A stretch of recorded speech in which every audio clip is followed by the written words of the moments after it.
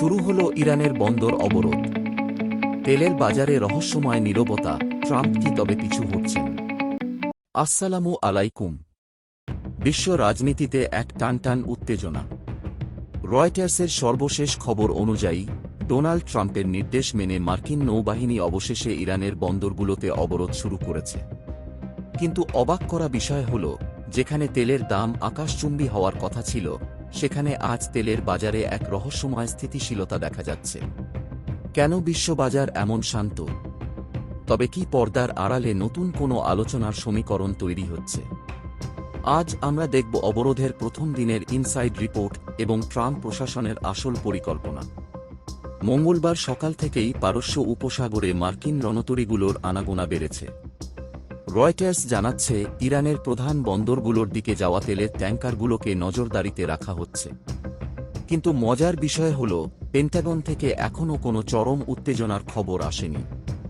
বিশ্লেষকরা বলছেন, এটি একটি সফট ব্লকেড বা নরম অবরোধ হতে পারে। ট্রাম্প হয়তো ইরানকে পুরোপুরি শ্বাসরোধ করার বদলে আলোচনার টেবিলে বাধ্য করতে চাইছেন। সাধারণত এমন অবরোধে তেলের দাম বাড়ে, কিন্তু আজ উল্টো ছবি দেখা গেছে। বিনিয়োগকারীরা আশা করছেন যে অবরোধ শুরু হলেও দুই পক্ষ হয়তো সরাসরি যুদ্ধে জড়াবে না। ওমান এবং কাতারের মাধ্যমে তেহরান ও ওয়াশিংটনের মধ্যে একটি গোপন বার্তা আদান প্রদান চলছে বলে গুঞ্জন উঠেছে। ইরানও এখনও হরমোজ প্রণালী পুরোপুরি বন্ধ করার মতো কঠোর কোনো পদক্ষেপ নেয়নি। এই ধীরে চলো নীতি কি কোনো বড় চুক্তির আভাস? ইরান তার সার্বভৌমত্ব রক্ষায় এখনও অনড়।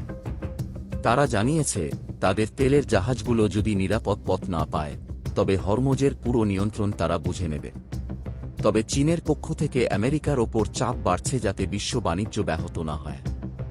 ট্রাম্প কি শেষ পর্যন্ত তার অবরোধ সফল করতে পারবেন, নাকি আলোচনার শর্ত মেনে পিছু হটবেন?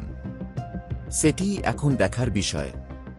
দর্শক, তেলের বাজারের এই নীরবতা কি ঝড়ের আগের শান্তি? আমেরিকা কি সত্যিই আলোচনার জন্য পথ খোলা রেখেছে?